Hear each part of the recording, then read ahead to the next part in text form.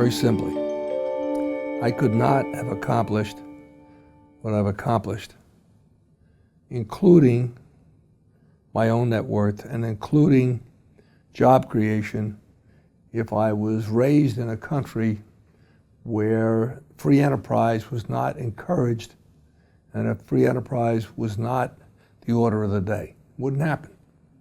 There are people who legitimately can say they're self-made, did it all themselves. I went out of my way in the book to point out the exact opposite in my case, and only my case, that I was anything but self-made. I can think back all the way to my childhood, to the people that were there that helped me, that encouraged me, that stimulated me, that motivated me, that picked me up when I was down and maybe set on me when I got a little too full of myself. So I make reference to self-made as it relates to me and me alone. I am not self-made. That is not false humility, that's just the truth. I think a good start is define self-made. Okay? That's a good start. And I don't want to go there because we could spend 5 hours arguing what it means. In my case, I know that where I am today, without question, only happened because along the way I had any number of episodes in my life where it weren't for the intervention of somebody else, where it weren't the encouragement, whether it was my mom and dad, whether it was my wife, whether it was a professor, whether it was the guy that ran the liquor store in Roslyn. I can go on and on and on. I know each of those episodes was a building block for where I am today. And I go out of my way not to determine who's self-made and who's not. I think that's for each person to decide themselves. I'm very comfortable saying that I had literally hundreds of thousands of people. You look at Home Depot, for example. I'm one of the co-founders. Why are we so successful? We're so successful principally because when you go to a Home Depot store, you feel wanted, you feel like you can get help, you feel like these people care about you. There's 400,000 of them. They all helped to make me successful. Without them, Home Depot would not have been the success it is, and probably I wouldn't have been known, and probably I wouldn't have written the book. So you got to give, look, I'm not stretching, I'm saying I look at the thing objectively, but again, I swear off saying who is self-made and who's not self-made. That's all. Well, I think capitalism will always do better than everything else for a variety of reasons. One, there's a downside to it. In other words, nothing is certain, and there's a price to pay in failure in capitalism. You lose your business doesn't succeed, whatever.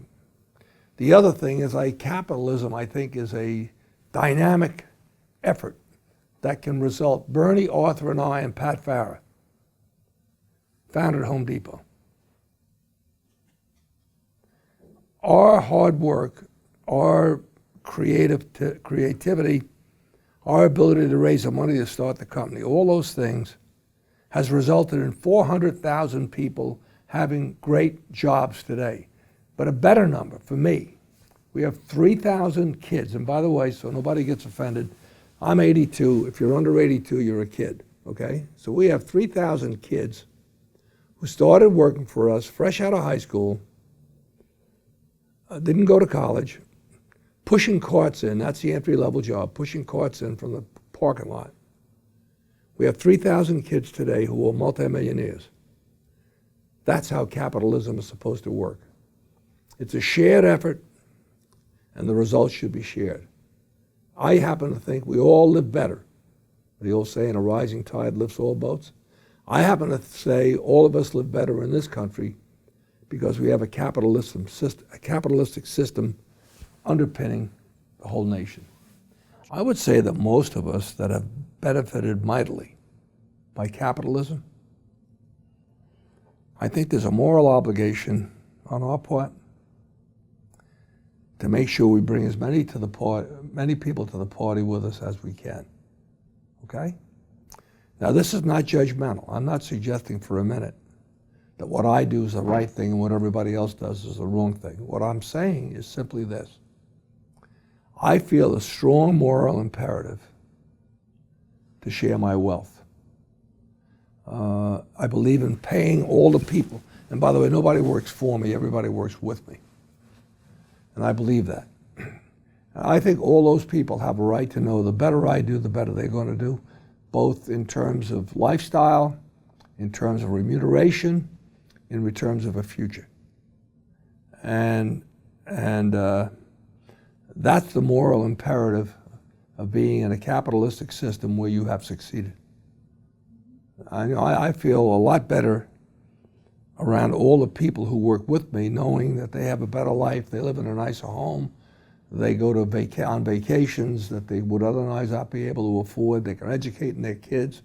They themselves might philanthropically jump into the pond. So it's that simple.